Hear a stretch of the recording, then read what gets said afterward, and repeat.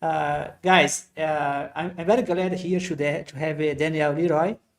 He's a YouTuber. He has his own channel called Objective Morality. Since we are going to have a conversation, like a dynamic conversation, but here the idea that we don't have a guest. We have like we both talk to each other, exchange questions. So basically, he's from the channel Objective Ethics, and we got to know each other by Richard Carrier. We both interviewed Richard Carrier, and you saw that you had a lot in common. I saw some of his content on his channel, and we have the opportunity, since it's a kind of a dynamic conversation, I'll allow him to present himself and to talk a little bit about himself, and you can start the conversation. Please, Daniel Leroy. Well, I'd like to thank you very much, brother, for giving me the time to come and speak with you because, when you reached out to me, as you mentioned already, we have both talked to Dr. Richard Carrier. I'm a big fan of Dr. Carrier's as a philosopher. Really, I know him more as a historian. So when I started to engage in formal debates on objective morality from a secular position, in doing my research, I came across Richard Carrier's peer-reviewed work. And I thought, Richard Carrier is putting out peer-reviewed work on morality. That's really interesting because I've always known him from as a historian, especially when his Jesus mythicism and that theory and stuff.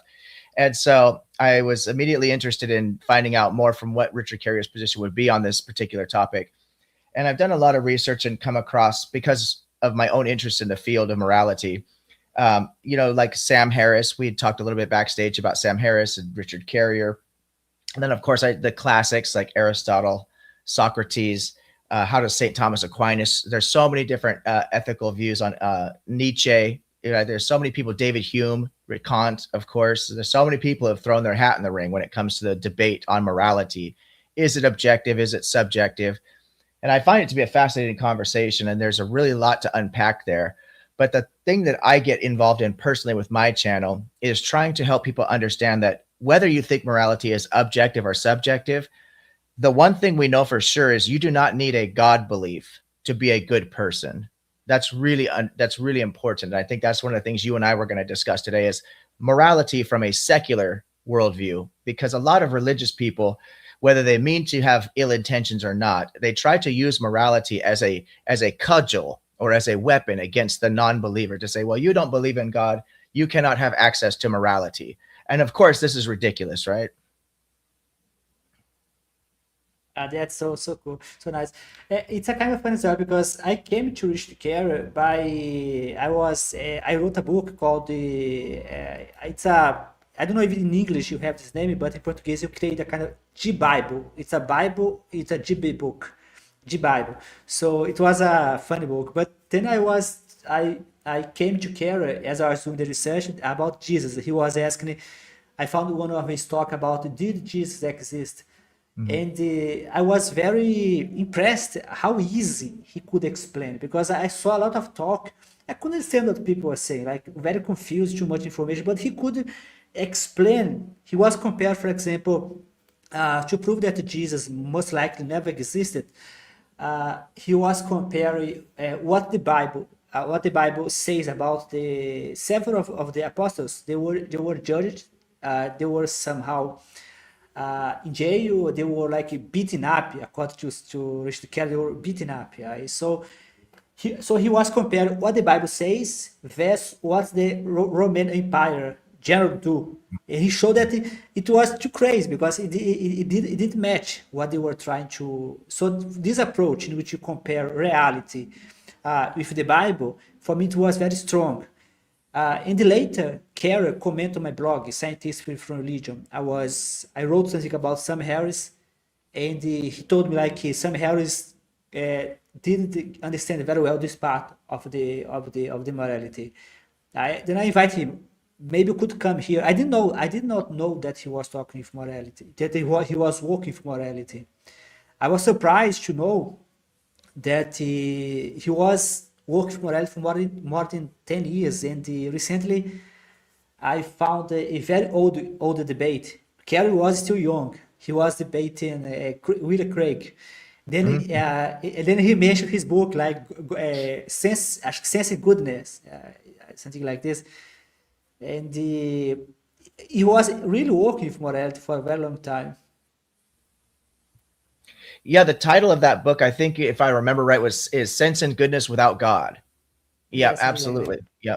Yeah, no, Richard Carrier, there's actually a few people who I have a lot of respect for in regards to their scholarship. There's a double PhD scholar, um, Bob Price, Dr. Robert Price. He's a double PhD candidate, and he actually has also adopted the mythicist position. So there's a number of actually very intelligent people that have taken the mythicist position. And my understanding is that theory, while Richard Carrier and others were vilified when they first suggested there might not be a historical Jesus, more and more people are starting to not only accept this hypothesis, but they're also starting to look into what's called Paul mythicism, that maybe even Paul didn't exist as a historical figure, So they're starting to open up the possibilities of, because that information that was basically put forth by the church has been controlled by the church and enforced by the church. And we know that the church represents a massive organization that has a tremendous amount of influence and control over the scholarship, as well as many other issues, politics, and so on and so forth. And so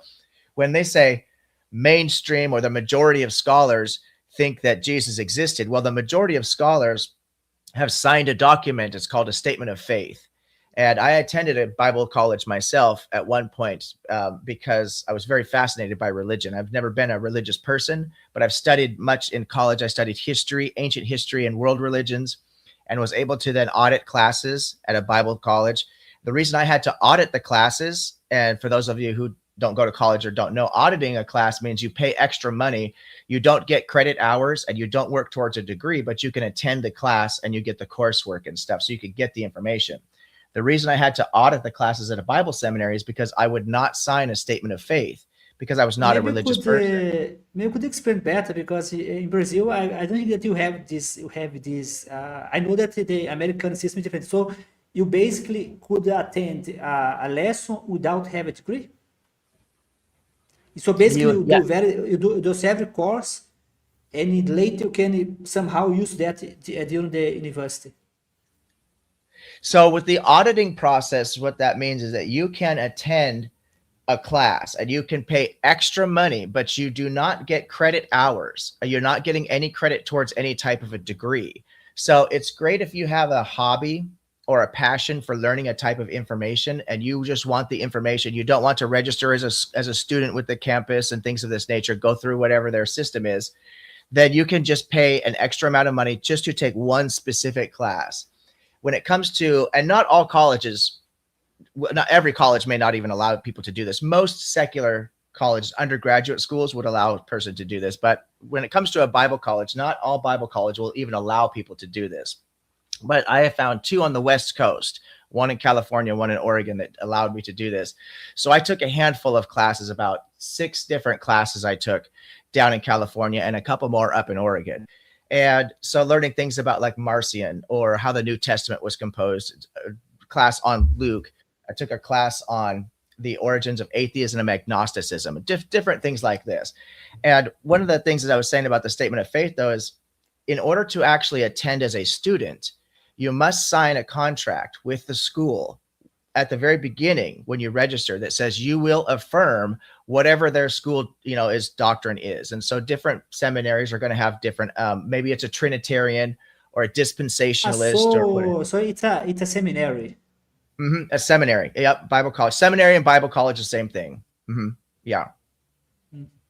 So it's a Because Christian college that's specifically set up to teach people how to become ultimately working in the field of ministry, whether you be a teacher or an author, a professor, something of this nature, a missionary. At the beginning, you wanted to be a missionary. No, you thought about it Myself personally, because you took the course, but you took the yeah, no, course because I did not want to. you Yeah, no, I never wanted to actually work in a religious field, but I had a passion for studying this idea of religion because my because passion was really. I saw a couple of people in Brazil, for example, some story that they started as a Christian in a seminary. Mhm. They Mhm. did all the theology, but they became atheists as they they finished the course. So there was I was asked because I was asked because maybe you start as a Christian, so you were already an atheist. You were not a Christian.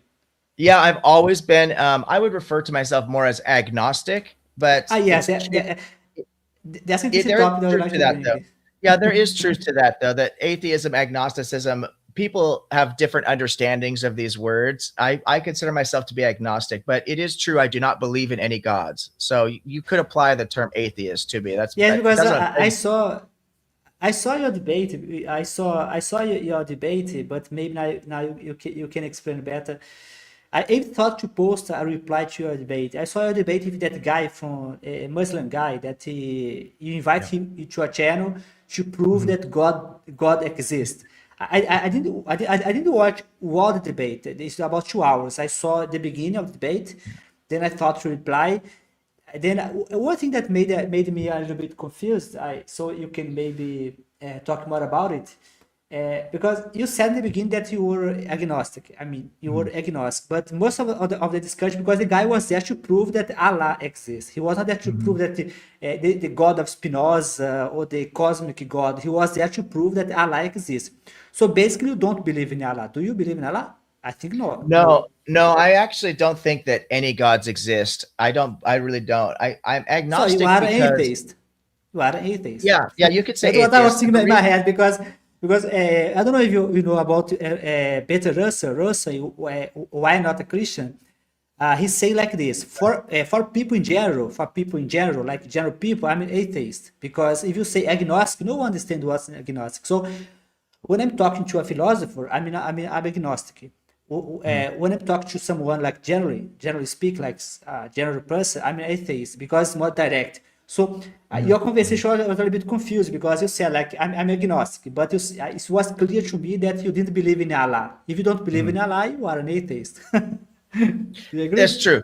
That's true. So for me, because I studied the history of agnosticism and atheism, going back to ancient Greece. So agnostic is a gnosis, without knowledge, and it was used in ancient Greece to describe people who neither believed nor disbelieved in the gods, but who also have a belief that you cannot know, because the gods were assumed to be outside of time and space or supernatural, and they cannot be observed or tested. So the Because Greeks, the ancient Greeks. I think biggest confusion about that is because there is two type of God that you can define. There is a deist God, which is a Mhm. Spinoza God, a cosmic God, like a guy is an energy. There is a Christian God or the Islamic God.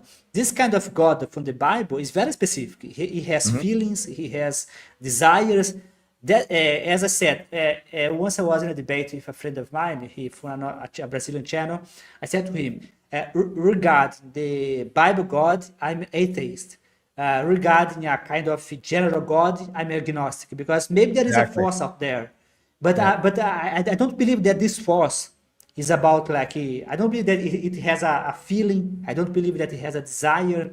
I don't believe that it care about human. Like the I don't know if you heard about the penguin god, the penguin god, like the god that his function is to eat other god. His only function Oh, to eat yes. other Yes. god.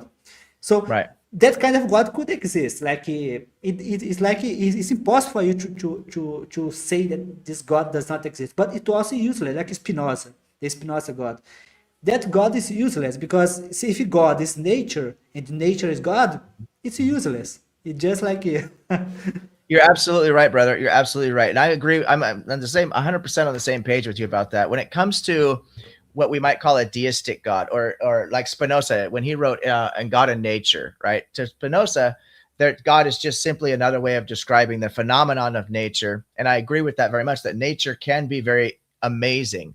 And it does seem like, because when people started these God beliefs, they were really worshiping nature, right? We call it animism, is how religions really began in No, that's ancient it's history. like I think they were actually worship a kind of human-like God, anthropomorphic God. Later in the, I think it was the Greek time, they start to worship a God that is a little bit more generic, like a deist God. But I think in the beginning they actually thought that the nature was a kind of angry, messy, let's say, a force that you want to either you sacrifice to me a goat, and then Mhm. I will not punish you. Yes, yes. No, you're right. So it's called animism, is where they would look at like the thunder or the rain on their crops or the lightning, things that they did not understand that were natural phenomenon. They did not have an understanding of the scientific method. And the human brain has a tendency to do what we call anthropomorphize, right? We tend to see things in human traits or human types of characteristics. So this thunder and lightning was perceived by ancient man to be some type of emotion because they only understood human emotion. They didn't understand the kinetic energy or the temperature or friction or things in the atmosphere. They had no idea what the science was. And so for them, what they could relate to was their own emotions of anger or joy or fear. So they would ascribe these human characteristics to natural weather phenomenon. Then, as they started to anthropomorphize the weather, it was called animism, animating the weather. Then they started to assume that the weather would have um, desires, right? So now we need to actually make offerings to the weather so that it will rain on our crops and we will start to grow food. And this starts to evolve these ideas over time, and they become much more complicated as the human brain becomes more evolved, because now the human brain is becoming more complex. By the time we get into where the philosophers start to come into play in Greece and things of this nature, now the gods are becoming really complex. Ancient Egypt, now we have these wonderful stories about the afterlife and the judgment and all these different things that get added and piled into this. And so it's this evolution over time, right?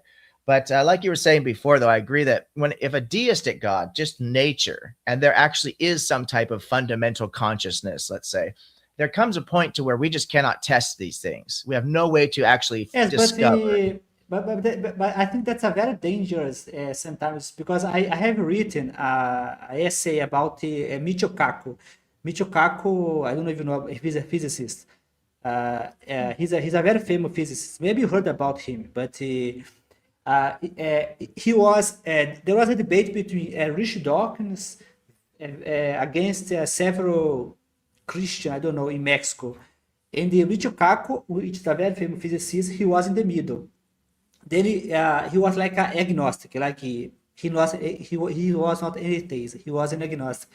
And he said like you can't prove or disprove. Like he said that both side was wrong. Like Rich Dawkins was wrong because he was saying there is no God, and the rich people was wrong because they say there is a God. I think this view a little bit dangerous because Michio Kaku, in my opinion, he's a very brilliant physicist. He's a scientific. I read a lot about him. I'm a big fan of Michio Kaku. He's a Japanese scientist, and but I think this idea a little bit dangerous because when a religious person talks about God, he's a very specific. Like Jordan Peterson liked to say, like Jordan Peterson when he was debating Sam Harris, he liked to say about God, but he is a very generic. When you talk to a religious person, the person is very specific. They want a God that has feeling, that is angry, that he responds to the prayer. That kind of God, there is no chance, as I see it, that this kind of energy exists. And it should be very clear. Sometimes, like Peter Russell, I love Peter Russell because Russell was direct. Russell was not like why not a Christian? It was written about 100 years ago. The book sounds like it was written yesterday because Bertrand Russell was very clear and direct. He didn't. I wrote a book recently called The Einstein Paradox. My book is in Portuguese. And I compare Albert Einstein with Bertrand Russell. They lived more or less at the same time. Einstein was very confusing and fuzzy, like the Spinoza God. I mean, Einstein was an atheist, but he could not say it. Bertrand Russell is a really deep thinker, and I also like Richard Dawkins a lot. Actually, I'm a big fan of Richard Dawkins. In fact, I consider myself to be fortunate to be living at a time where I can actually see Richard Dawkins do his discussions and debates live. He's going to be a great loss when he passes away. He's a brilliant man, and I would agree with Richard Dawkins. And I think you might be alluding to this, and I don't want to put words in your mouth, but maybe clarify for me if I'm wrong here, okay? But I think that we're all on the same page that when we have enough criteria for any claim, whether it's a God claim or science, any claim at all, doesn't matter. If we have enough criteria, enough data points to examine, we can make a determination. Yeah, this is absolute BS, or there might be some validity to it, or we have to suspend belief until we can further investigate.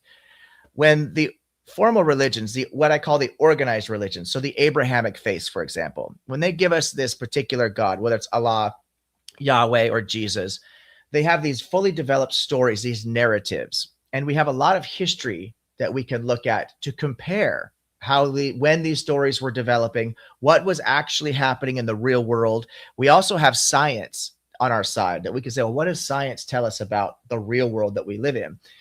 And we can compare these claims, and we could say, you know what, this God does not exist. I could confidently say there was no Jesus God, there's no Yahweh God, there's no Allah God, because of the criteria has been given to us to make that judgment. I cannot say that there's no fundamental consciousness. I cannot say that nature and God are not indistinguishable. There's things I cannot say. I would say, as far as Spinoza's God, it's called a distinction without a difference, right? Or a difference without a distinction. It's a fallacy, right? You say these two things are different, but when we compare them, they're actually the same thing. And I think that's what Spinoza's God really is when you call nature God or God nature, you're really talking just about the same fundamental forces that create life, right? So if there's no actual distinction between the two, there's no difference, then why try to distinct one from the other? Maybe there is an actual God behind nature, but we cannot discover that. But if you tell me that God created the heavens and the earth in 7 days, and we created light, and then 4 days later created the sun, I could say, no, this is not how physics work. We don't get light without the sun. You don't create light and then have the sun 4 days later. It doesn't make sense, because we have no way to delineate days without a day-night cycle, and we need the sun for the day-night cycle, right? So we could look at contradictions. Are there internal contradictions with the character of these gods? And we could say contradictions cannot exist logically, right? So we could use criteria to say, yeah, these gods don't exist. Yes, but I agree with you on a point, because sometimes people they misunderstand the atheists. They say that the atheists say for sure there is no God. We don't say it, at least not me, not most of the atheists. For example, let's suppose in a hypothetical case that a force, a kind of force, something strange, got in touch with the guys that wrote the Bible. They were there, they were walking in the desert, and they somehow got in touch with a kind of very strange phenomenon. And they wrote about this phenomenon like it's a god. They could have encountered something very strange. It does not mean that it's a god. It could be an alien that came here like a long time ago. This alien decided to talk to this guy that wrote the Bible. But it doesn't mean that what they wrote is correct. It just means that they found something strange. But it's very bizarre because, for example, let's say the case of, I don't know how to say in English, in Portuguese, say Bemuthi. It's a kind of a monster in the book of Job. They have 7 monsters in the book of Job. I try to make a reconstruction of this monster using AI. You don't know which kind of monster is that. It could be an elephant, it could be a saber-tooth. We don't know because the Bible is so strange. They cannot define anything. It's very so fuzzy. So maybe they saw something, but they didn't know how to write it. Yeah. Well, that's where it gets a little sticky, because we want to be fair and reasonable in all of our judgments, right? We don't want to use because we all have a bias in whatever our position is, and we all have certain presuppositions that we adopt. For the atheist or the skeptic, our presupposition is that our senses are somewhat reliable. Our memory is going to be somewhat reliable. The scientific method is a reliable method, even though scientists themselves can be fallible, right? So we take on certain presuppositions. We're not solipsists. We don't fall into solipsism, things of this nature. And so every single person has some kind of biases and presuppositions. We have to take that into account when we judge these things, right? So I tend to look more at because I do a lot with ethics and morality. So I look at these problems and I say, when you compare internally what the story is saying, what are you using to base your judgment on? Do you have any external factor? Do you have human empathy? You know, excuse me, I'm sorry. I am trying to get over a cold. I should have mentioned at the beginning of this, so my voice is gotten out. But But we have, if we know that how a father, a good father, would treat his children in the real world, we can compare the relationship with this heavenly father and the way the heavenly father treats us as his supposed children, and we can compare, is that a good father or is that not a good father?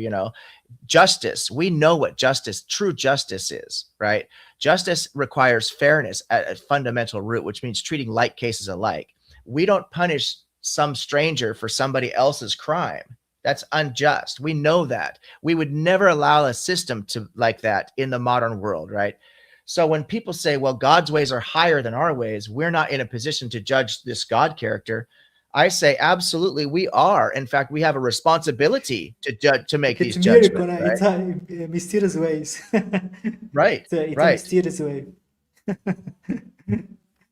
Yes, but it's a little bit bizarre when you think about it because sometimes because uh, when you grow up, when you grow up in Brazil, for example, you all think that Christianity is bizarre just in Brazil. But when you start to see the debate in USA, you start to see the debates. Like I saw, there's another channel. It's a women channel, just women, and I Yes, love this yeah. channel. Yes, I can't think of the name of it. I can't think of the name of it, but I saw it recently myself about a month ago. They're yes, but smaller group, right? yes, they join together. So Yeah. I saw some of the debate like pro-life, pro-choice. Then I saw one atheist against the 20 Christian, like just women. Mhm. And Mhm. you hear very bizarre stuff. You think to yourself, how people can say that? For example, one woman, she was close to a Jewish woman, and she compared the abortion to Holocaust, and the woman said the Jewish woman said, I'm very offended because it's not fair that you compare your abortion clinics, your abortion organization with one of the most bizarre stuff that human did in history. She didn't apologize. She said like I'm still keep my word. Like I mean, how can people say that close to some? I mean, I Christian sometimes can be crazy. Like they do not seem to have feeling like because they believe they have a kind of a God that. So I sometimes I try to understand why people. I had the feeling that these women, the Christian women, based on how they were talking, they were abused the women. Recently, I was in a documentary from USA about how many women are in jail because of abortion. It's USA. They are like 20 years, 30 years in jail because very bizarre case. Like one case, a woman, she was unable to defend because she was being abused. So she decided to leave the house to look for another house. In the meanwhile, her husband decided to beat her kid. She was in jail because she was unable to protect her kid. Mhm. Mhm. It's a very bizarre. It's a Christian nationalism. Like they were like the mayor was clear a Christian nationalist. He was very proud of that. I mean, it's a very bizarre stuff when you see in a documentary. No, you're absolutely right. It's sometimes I try not to get angry about it and emotionally involved, because I think that we should, especially when we want to change people's minds, we need to really focus on logic, because their emotions are already attached so deeply to this. And so if you try to fight emotions with emotions, you're going to be very unsuccessful, in my opinion. So we need to use logic and reason to address these issues, because they are very important issues. I do formal debates. I'm doing quite a bit of them these days. I've only been doing the formal debates for about a year or so now. And almost all of my debates have been about biblical morality or morals without God. And so I think I mentioned I'm doing another one coming up here on the 8th on the Raging Tomato channel. I'll be debating against two Christians. Can you have morality without God based on empathy, natural law, or reason? Well, of course you can. But you have to the idea that these people are convinced that without the belief in God, without the existence of a God, human beings have no access to what they ought do or ought not do. The idea to me is so strange. I don't understand how a person, I literally see it as like flat earth level ignorance, right? The people who think the earth is flat, I don't understand. I can't comprehend how people can be this stupid. I sorry, not trying to be mean when I say that, but I just, to me, it's just, I just cannot understand how people can be this ignorant. Same thing with the morality. To say that, even to make the claim that abortion is a murder, to me is so strange. I had a person talking to me the other day about this, that he called the fetus a person. I said, what do you think person means? What is personhood? How do you even, the fetus has no agency, no will, no, doesn't set goals, doesn't take actions, is not able to exist independently. How can you define that as a person or give personhood to that? And he says, well, because the Bible says birth starts at conception. Well, the Bible doesn't actually say that. That's what Christians interpret into the Bible. But even if I grant him that the Bible did say that, which again it doesn't. So life starts at conception is a scientific term that, yes, this is the beginning stages of where life will start, but that doesn't mean that is a person, right? That's conflating these terms together. And so if you allow people to conflate these terms together, then pretty soon the term murder can be applied inappropriately. And if murder can be applied in a single case, it can be extrapolated to a genocide. And if it can then be applied as a genocide, well, you can compare it to anything like the Holocaust or whatever else you might want to do. Very dangerous rhetoric, because it gets people thinking along these lines, which are not based in reality, not based on any truth, not based on any science. But religion teaches people so often to deny science. A lot of times religious people or fundamentalists will say that evolution is not true. The earth is only 6,000 years old. There was a global flood. None of these things are true. They're demonstrably false. We have all the evidence that we need to say the earth is 4.5 billion years old. There was no global flood. Evolution is true. We know how people evolve, how organisms evolve. We have a tremendous amount of evidence to support all of this. Sorry, I had a very small problem. Sometimes your computer give a small problem here. But anyway, I just kept talking. I hope to save the show. No problem. I'm pretty sure that you did very well. Go on, you finished your So yeah, I think you're right. But when it comes to this comment, like the comparing abortion to the Jewish Holocaust, this is broken. This is mentally disconnected from reality. What happened during the Jewish Holocaust is a stain on humanity, that human beings can still be this evil and degenerate at this point in our evolution. When you compare abortion, a scientific procedure that is really falls under medical care, to something like this, when they're not even remotely related, this is what religion, it breaks your mind. And I believe, and I've said this many times, I've done formal and informal debates, religion actually leads you to moral bankruptcy. It doesn't help you gain morality. It takes you the opposite direction. Yes, recently I have translated to Portuguese an essay from Richard Carey, What's the Harm? He was, because there is some Harris and the Rich Dawkins, they believe that the moderate religion, the moderate form, let's say the soft form, they are pretty bad as well. In the case of Richard Carey, he believes that the moderate form of religion is a kind of a middle step. He was basically saying about that, because in his paper of 2025, I think it was the same paper that he talked to me. Then I think the same paper that you found. He basically said like this, basically like this. He gives the example of the Amalekite. I think the name is Amalekite, in which God gives the order to kill everyone, even the baby, the donkey, everything. The bizarre, let's say, behavior is how people need to justify that. I follow a lot the atheist experience, the podcast atheist experience, And sometimes you see the Christian try to justify, for example, I was some debate, for example, one case of slavery. Some Christians say that slavery was necessary because God didn't want to destroy the economy. The economy was necessary, so slavery, God didn't do anything because he needed to keep the economy stable. But imagine how bizarre is you think about a God that you are all powerful, but he I, cannot find the economy that does not depend on slavery. It's these messed I've up. heard. Yes, no, brother, you're right. I've heard all of these. These are really bad arguments that the Christians are making.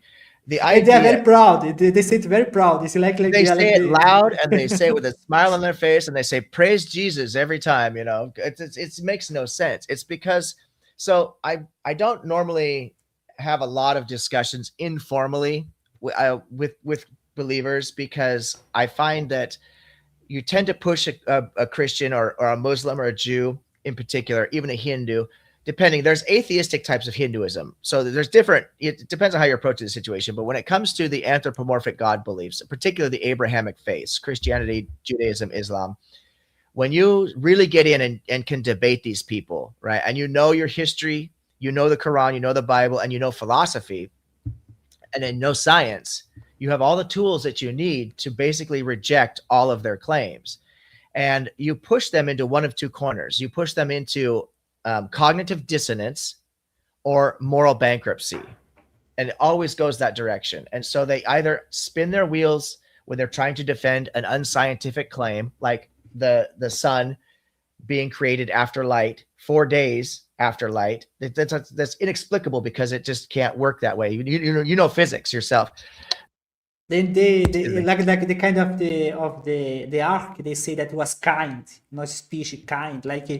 Whatever that Right. means, it makes no sense. There is a debate between Bill New and in Hum. I think Ken Hum. Mm-hmm. And Bill New did a very fast calculation. How fast you need a species to evolve? You Mm-hmm. see a bird in the day, in the night the bird was gone because it was extincted. It's basically impossible for you to have this kind of speed for the evolution to work. It's supposed to have a kind of kind, whatever that Mm-hmm. means. They never define what's a kind. Yeah, there's no taxonomy. There's no taxonomical kind. You have family, genus, species, clave, kingdom, right? We have all these different, taxonomical divisions to understand the evolutionary process, and kind is just a way of that an ancient Bronze Age culture would look at something and say, "Oh, that looks like a horse, or that looks like a dog," and that's their understanding. They The don't case of understand. in my book, I give this example. The case of bat, they classify as bird because it flies, so it's a bird. Right, right. But it's actually Bat is not a a mammal. bird. It's a It's a mammal. mammal. It's like Right, human. right, exactly. The hand of the bat like similar to your hand. I have one question for you. It's a curiosity it's a kind of share with you. You are American, right? Yes, You that's are correct. I live on American. the West Coast. Yep. Yeah, but you are American. Today is very hard to say what's American. They want to define this they want to say like the true American, but you are American. Today they're trying to Yes, I was define to I say was born in America. I'm technically Irish. My family's Irish, but I was born in America. Yep. but they consider you an American. Yes. Uh-huh. It's okay. So sometimes I have this kind of I'm not saying nightmare, but it's a kind of fear because I saw a lot of episodes of the atheist experience. I saw Christians say stuff online by atheist experience that is very scary. They defend slavery. They're not afraid of that. So I think to myself, imagine if the atheists for the United States they are unable to hold back those Christians, this crazy Christian. Now I just read very fast. I mean, very fast. They decided Utah is not a kind of Christianity because Utah has a Christianity that's very crazy. They decided there's a list of Christianity. The Utah is out of the list. I thought to myself, imagine this guy, this Christian, with the atomic bomb, with the most powerful army of the world, with the most advanced technology come from USA. Is a very powerful country, military power, technology. Imagine this crazy guy with the atomic bomb trying to let's say to evangelize people, trying to impose like. Sometimes I'm afraid that they will bring back slavery. Like they're not ashamed of slavery. They say it online like it experience is like something normal. It's a fear that I have. Imagine the Donald Trump is basically he threat Greenland, that he would take Greenland away. He threat everyone, even Brazil. He said that he would attack. He went to Venezuela. Imagine if Donald Trump has no like. No Congress, no one to hold him back. Imagine Donald Trump without no holding back. Yeah, there's a lot to unpack there, brother. So I'm not really concerned about Christian nationalism for one reason. Now, it is extremely dangerous potentially. If people were to actually come into power and enforce Christian nationalism, it would be most dangerous for the people within this country, more so than internationally, believe it or not, because they would shut down abortion, so women would no longer get health care.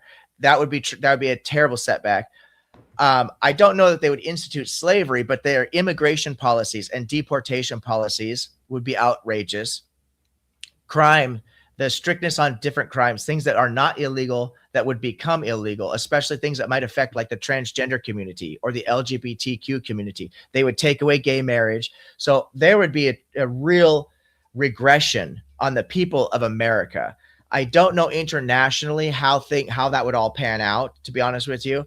But the reason I don't take this threat seriously isn't because it wouldn't potentially be very terrible. It would, certainly. But in order to run a successful coup, if you look historically at the successful takeovers of governments, especially a power like the United States, you need to have a very well-organized effort, a collective that has a direct mission statement and has access to resources and the people's ear, usually, right? The populace behind them. Christianity just does not have that kind of power, even if we just assumed for a moment that all the Christians in America were the same type of Christians. There still aren't enough of them. But we have to understand the reality is, like you mentioned, Utah, there's just one branch of Christianity called Mormonism. Then you have the Catholics. Then you have the Baptists, the Protestants. I mean, if you think there's a lot of debates between atheists and Christians, you ought to watch Christian versus Christian. That's Yes, all I over saw. the place. Yeah, I saw one very fast. I thought it was worse than it was like a evangelical against Catholic. I had a mhm. feeling that was worse than against atheists. It was very heavy. I didn't see all the debate. I just saw it very fast, but I had the feeling that the energy was much worse than compared to what It's they it's insane. debated. They cannot agree on anything. In fact, when I've had debates here, I recently had a formal debate myself against a Christian. Should we use the Bible as the basis for morality? And I explained in my debate, and the reason I do so well in that particular debate topic, I've debated that topic, I think 2 or 3 times now. I've done very well because before I even get into like the stories of slavery or like the Amalekites and throwing rocks at disobedient children, before I even get into those particulars, the very first thing that I do in my opening is I point out that there's 40,000 plus different denominations of Christians alone fighting over what the Bible means. So you cannot use this as the basis for any type of government because 40,000 different groups of people can't even agree on it. And they believe in the God, they believe there's truth, they believe the Holy Spirit, and they still can't agree with each other on what the Bible actually means.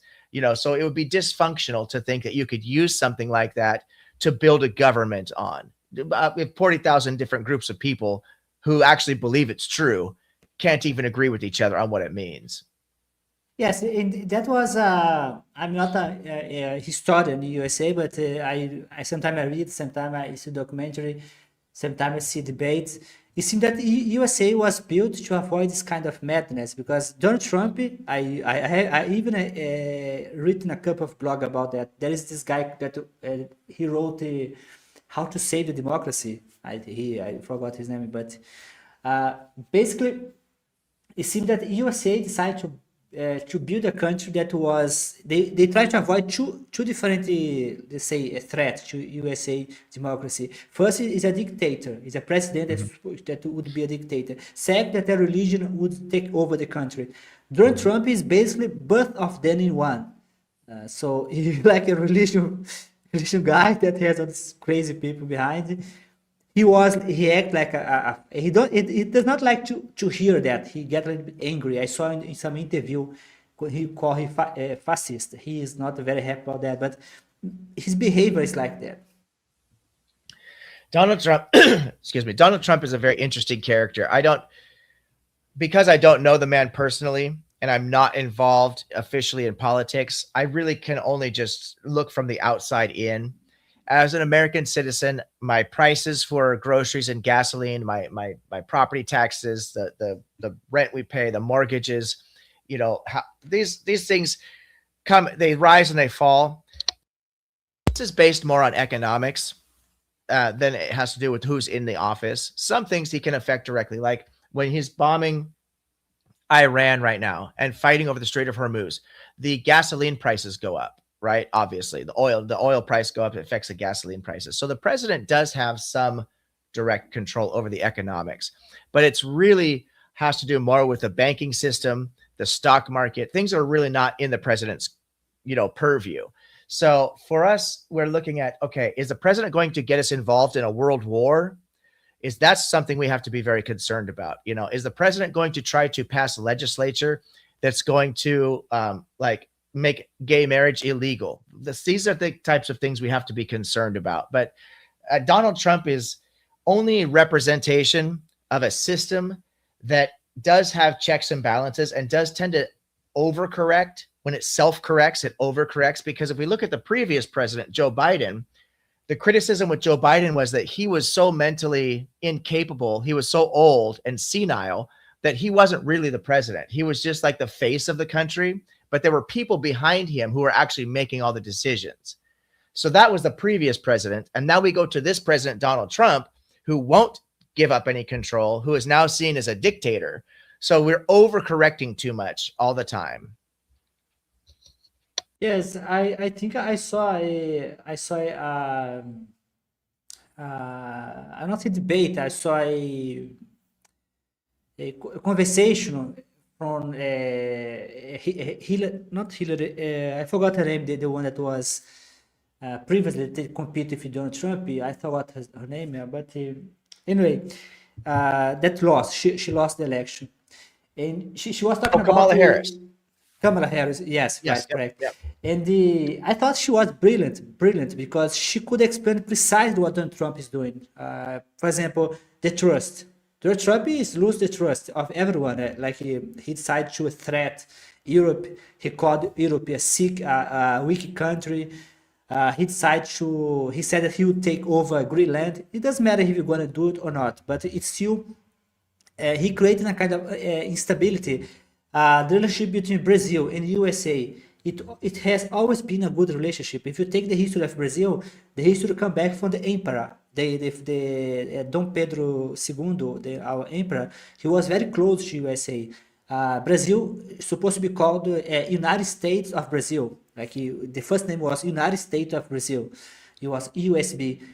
He was spied in the United States. So he decided that everyone is an enemy. It does not matter how old is the relationship. So Kamala Harris, she was basically explained like that.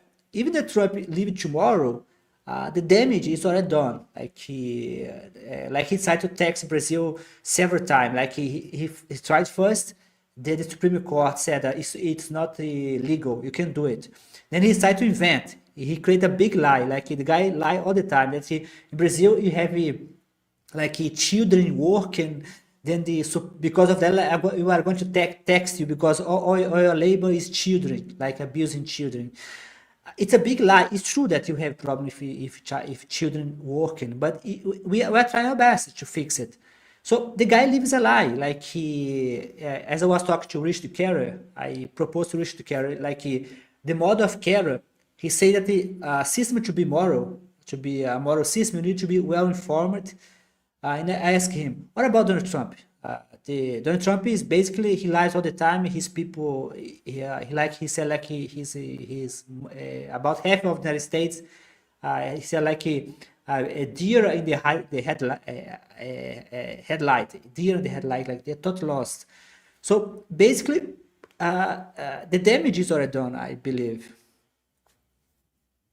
Yeah, that is there's that is a problem because what Donald Trump is doing that will affect America on the long term very negatively is as you say, when you damage these relationships after Donald Trump is out of office, and hopefully we don't put somebody like JD Vance in replace. We don't need another type of Donald Trump to just step in. That would be a real disaster.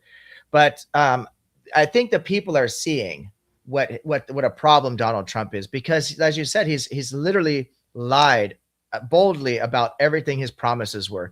He was going to end all wars, and he has been fighting since like day about one. 10 wars. Yeah, already since day one. He hasn't ended anything. He's actually started a couple.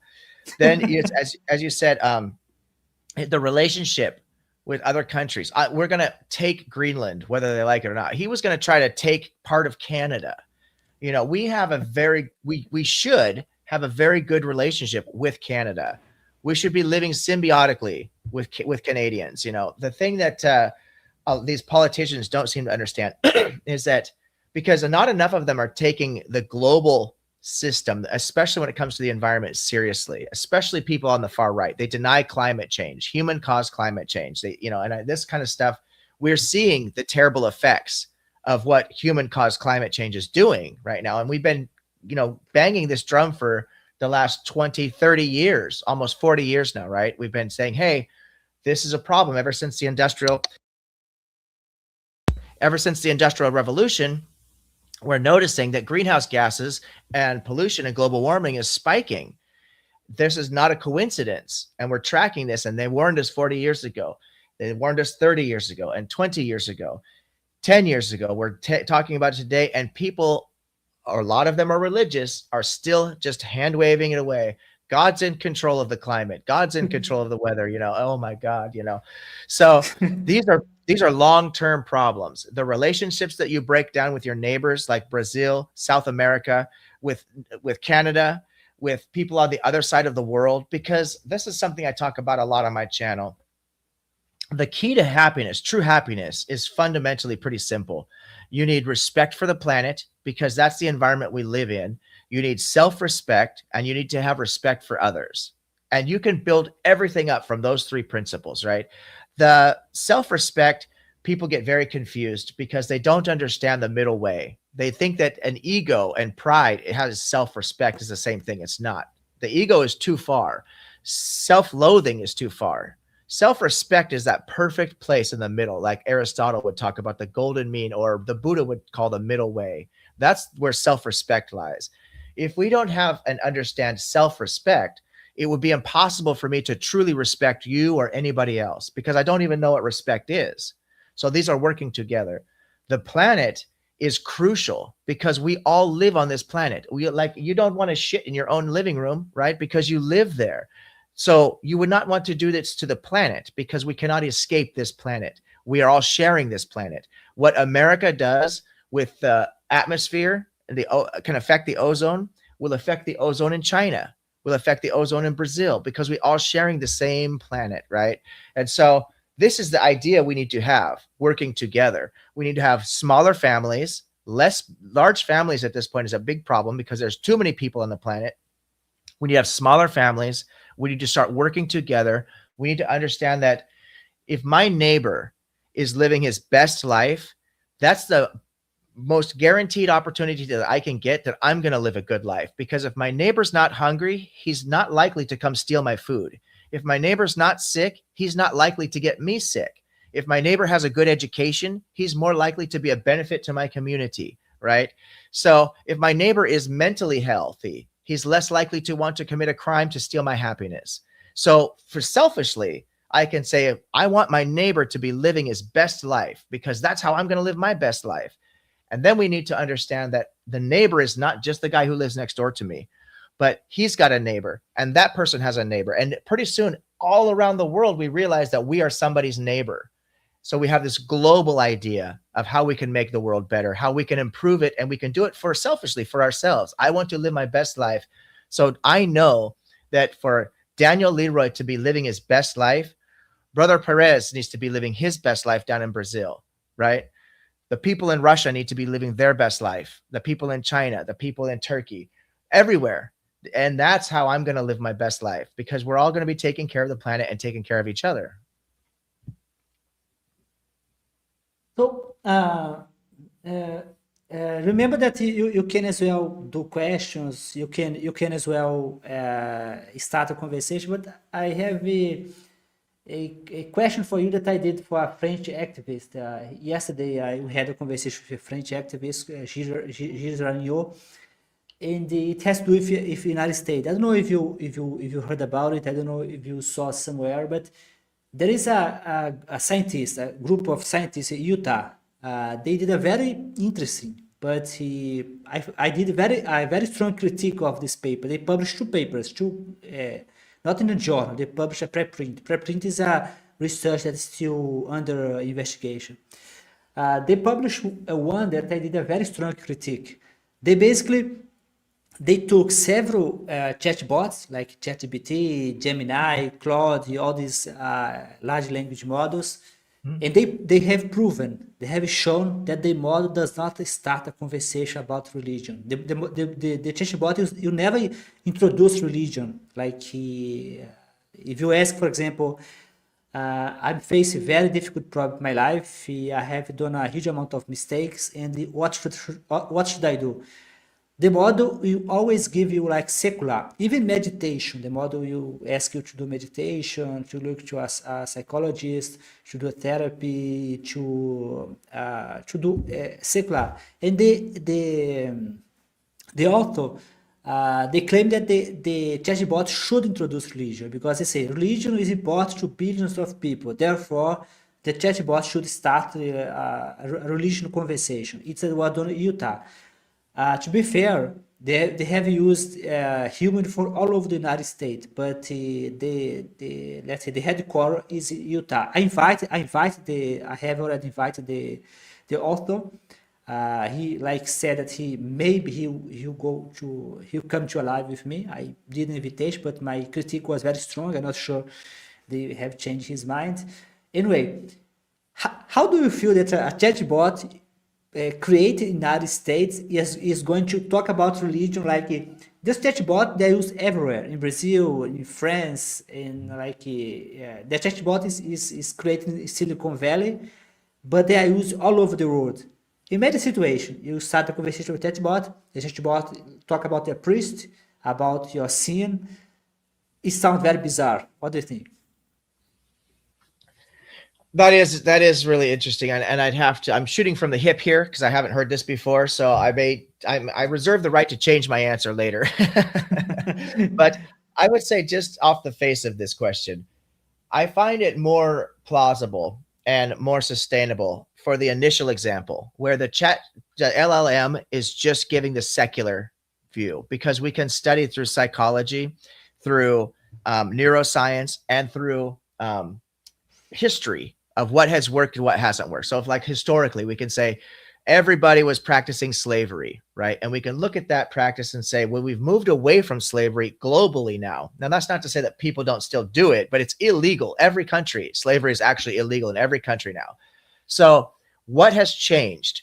We see historically there's been a change, and the LLM can look at this and use this as data, right? And we can say, well, we've realized that the idea of owning another human being as property affects their freedom, not just their freedom, but their well-being. And we find that when we affect other people's freedom and well-being, it has a negative impact on society. And when we have a negative impact on society, well, we live in society. That means we're actually hurting ourselves by doing this. And the LLM can use these data points to come to this understanding without any religion or anything crazy to be added to it. That's the most sustainable model right there. The problem is, and the reason that they told the LLM, well, maybe you should consider adding this religion, they're forced to by the numbers. Because if you think about it, the studies that I've looked into, 92%, according to Pew Research, the last study I looked at, 92% of the 8.5 billion people on this planet are religious. That's a staggering number, 92% of the people. And that's in the Yes, but modern. I think this number you should, because religion is very generic. I think about half the Abrahamic religion, because Yep. the Japanese religion, for example, Buddhism, I think it should be, sometimes this number make you a little bit uncomfortable because the Abrahamic religion, they are very specific. They are very. I don't know. I wanted to use a better word, but they are crazy. I want to use a better word, but they have a God, the center. They have a couple of rules, but if you compare to the Buddhist, for example, recently I was on Twitter, and someone atheist like the intention was good, but the I think the post was bad. They post a world map. They put a cross all over the world, like in Brazil, United States, it has a cross. Then they put a Islam symbol in the region. So and they said something like, none of these. I don't remember, but something like this country, they are not religion by nature. Something like that. I explained to them that, for example, in Brazil, most of the indigenous religion, at least the one that I studied so far, they do not have the idea of God, not in the sense of, not in the sense of a monotheistic, like centered God, like Iara. I was studying Iara. Iara was a goddess. It was a goddess. I think. In the she was indigenous. Today, you can see a like say a statue of her, but it was not the same relationship like the Abrahamic religion. They have a center God that you give tell everyone what to do. Like they have a sacred book with a couple of rules that you're supposed to follow. So when you talk about 90% of people are religion, I know what you mean. That's a spiritual somehow. They have a kind of a relationship with that was the thesis of the paper. The paper something Yeah, like and I that. didn't want Like to most interrupt. of the world like have a kind of religion. I think that it can be a little bit misleading because the No, you're Abrahamic absolutely right, religion brother. they are very specific. Yeah, no, you're absolutely right about that, brother. And I think, and just allow me to just kind of land the plane here. And I think because I agree with you 100% that these numbers can be very misleading depending on what they're being used for. So when I say religious 92%, what I'm talking about specifically for bringing this up is that religion claims to offer something that science and even to a degree philosophy cannot answer. And that is, where did we come from? What are we doing here? What is our purpose? And where do we go when we die? Science cannot address this, not truly, right? Philosophy can dabble in this, but cannot really address this. Religion claims to give us this answers. Where did we come from? Why are we here? Where are we going? And it turns out that a lot of people, the majority of people, it turns out, really feel uncomfortable if they don't think they have an answer to those three questions. So it doesn't matter if you have an Abrahamic religion or a Buddhism, a Hinduism, any type of reincarnation, because these religions do give us, even Buddhism, which a lot of people refer to me as a secular Buddhist because I do study Buddhism as a philosophy. I apply this to my life a lot, but I'm not a Buddhist. I don't believe in karma or reincarnation in the way that it's presented, in the religion. I do believe in cause and effect. So I think if I am mean or rude to my wife, disrespect my wife, she's not going to respect me. She might leave me for a better man or something. You know what I mean? If I don't make money, take care of my family, they might not respect me. So there's cause and effect there. Is it karma? You call it whatever you want. I don't think there's a cosmic element to it per se. But the thing about these religions, even with Buddhism, talk about reincarnation. Hinduism has to do with reincarnation. The Abrahamic faith, you get to go to heaven if you're the good boy.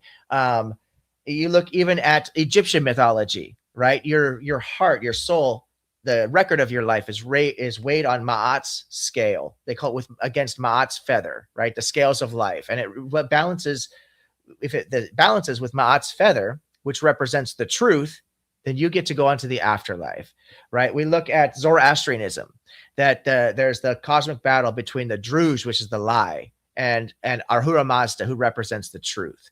And so there's going to be this ultimate settling, and the truth is ultimately going to win out, and then everybody gets to live in the new heaven and new earth. And I could go down the list of all of these different religions. They all tell us basically the same thing. Where did we come from? They have these creation narratives about the gods or the God creating heavens and earth, separating the sky, separating the water from the land, and so on and so forth. They have, what are we doing here? The gods give us purpose. The gods created us. They give us the rules. Where are we going? We get to go the afterlife. So 92% of the people in the whole planet, 8.5 billion people, 92% of them are attached to this needing to know those three answers. And that is Yes, why, that is one of the problems of the paper that I mentioned to you, because I called the infinite benchmark, because what they, that precisely, I think that's the mistake. You are, the paper did a similar, let's say, approach that you use. You use approach that, well, when you are talking about the God created, the God created the world, it's Abrahamic religion. Because, for example, the paper, they had they had a huge data set called the white chat. It's a public data set. They had to filter out they had to select which question to use. So basically they have chosen like a kind of a set of parameters. They have chosen like I think it was death. It was I can't remember. I think it was a marriage. They have chosen a set of topics that was important to give the AI. When you take a look on the topic, they are always all of them they are from Abrahamic religion. Then I did a kind of a joke. In my blog post I even published this kind of a joke. Imagine a religion in Brazil, which is this religion exists. It's called the, I think in English a guy called cassava. It was mandioca, cassava. There is a legend on this religion in which the cassava, we in Portuguese we call it mandioca, it was born from a virgin. A virgin gave birth to a girl. Her daughter died very young. When she was buried, the cassava, mandioca, was born. Then I did the follow joke. Imagine if the chatbot, whenever someone asks, where does the cassava come from? Where the mandioca come from?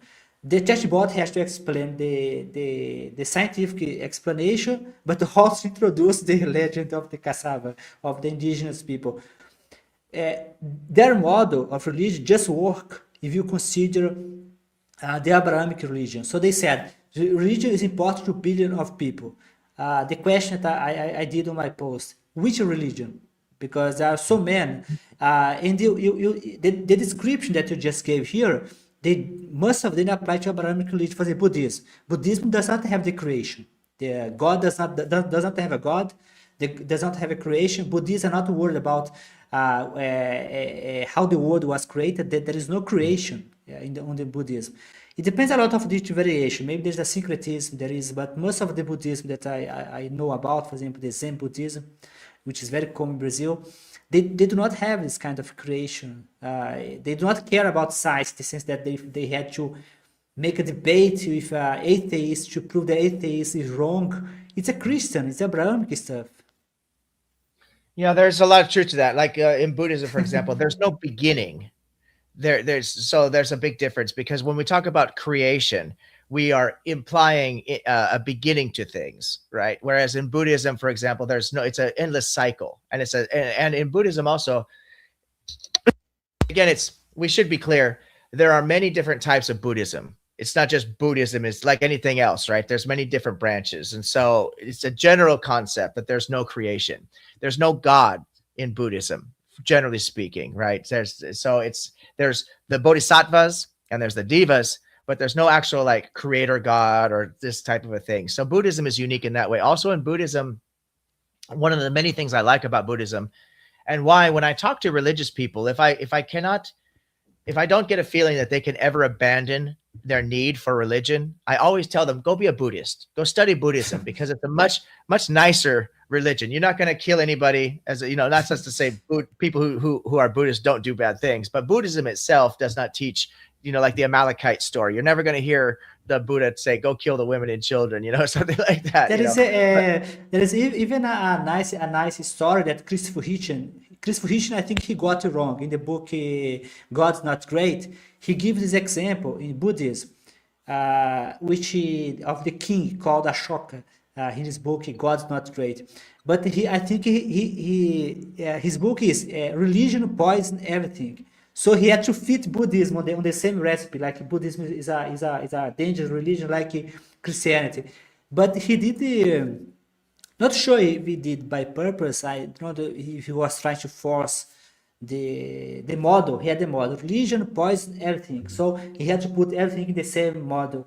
And then he tell the story of Ashoka, but he does not explain very well the story of Ashoka. Ashoka was interesting because Ashoka was an emperor in India, and he caused a very bad war. He killed several people. So one day he went to the battlefield and he saw all this body killed, all this blood.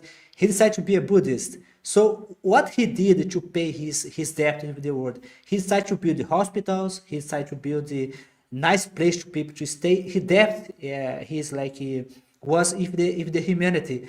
But what about Christianity? When you do something bad, you build a church, you give money to the church. So when Oshaka did, I think his name was Oshoka, and I think he did something very bad. Instead of trying to ask for forgiveness to a God, instead of pay a money to a church, how to build a church to pay his bad karma, he decided to do to pay to the humanity, like do nice thing, hospital to animals. So that the big difference between Buddhism in Christianity, because Christianity you always have to pay to the church, to the priest, to some kind of middleman. In the case of Buddhism, at least as you said, you are right. There are several types of Buddhism. You cannot say like Buddhism is a very generic term, but most of the time the like karma, the idea of karma, you are paying for something here. Even in the case of hell, there is hell. Some brand of Buddhism you have hell, but your let's say your death is limited. You Right. will not be punished forever. Christianity, you go Right. to hell, Right. you'll be punished forever. Yeah. Eternal conscious torment, which is insane to say that a loving God, a perfectly loving God, would subject somebody to eternal conscious torment. And it gets even crazier when you realize that it doesn't really matter your actual crimes against the God. The terrible, the people who did like the Holocaust we talked about earlier, they're going to go to the same hell that a guy who maybe stole a candy bar is going to But go to, right? I mean, it's crazy. do you know why that? Do you know why that is the case? Do you know the case? Why? Well, I mean, because the the reason people are sent to hell isn't based on their No, behavior in that I regard. mean, what I meant the eternal punishment. The eternal punishment. Why Christianity decide to punish people forever? Do you know the No, I don't know for 100% because this is actually an evolution because there is of the belief. previously I mentioned to you there is a women channel, women channel like the debate, and there is this debate between one atheist, a woman that was atheist against 20 Christian. They are all of them were women. Uh, uh, One of them said something like this, like I was a promoter. I used to judge people in the justice system in the United States, and she said something like that. Why our hell in Christianity is like forever? And she said like when you make stick against a judge, like there is a judge, you like hit the judge, like so your punishment will be different from if you hit somebody else, like someone on the street.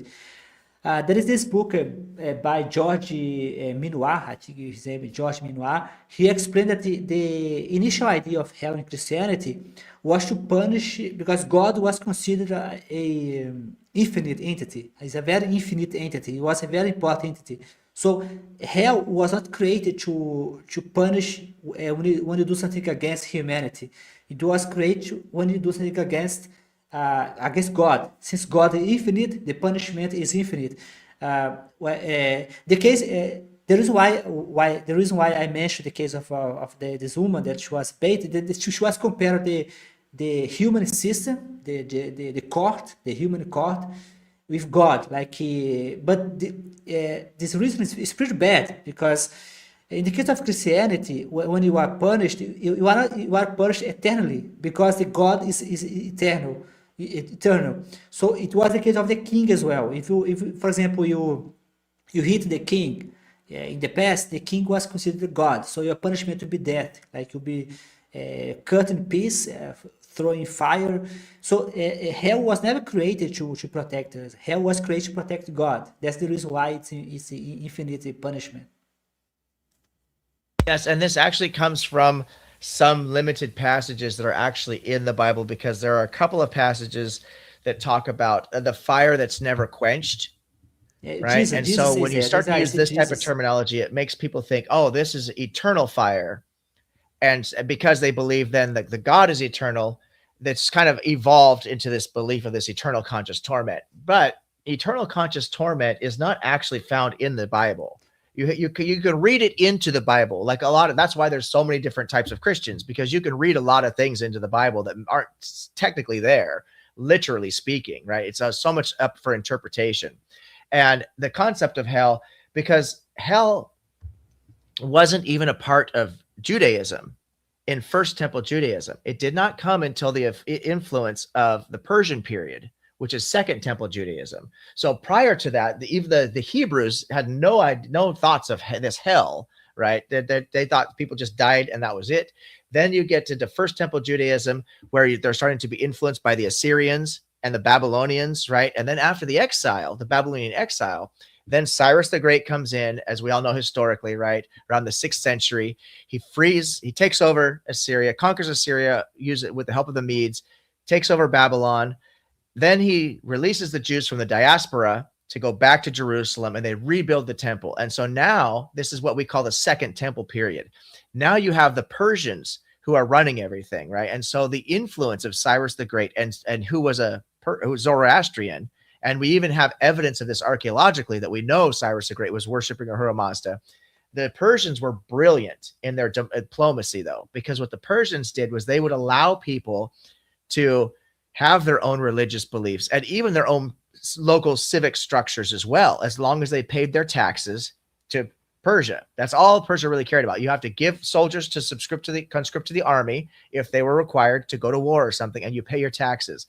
Other than that, you can worship your Yahweh God, you can worship Baal, you can worship Marduk, whoever you want. He didn't care, right? And he would even supplement them and fund some of these building projects as a humanitarian effort and to help gain their loyalty.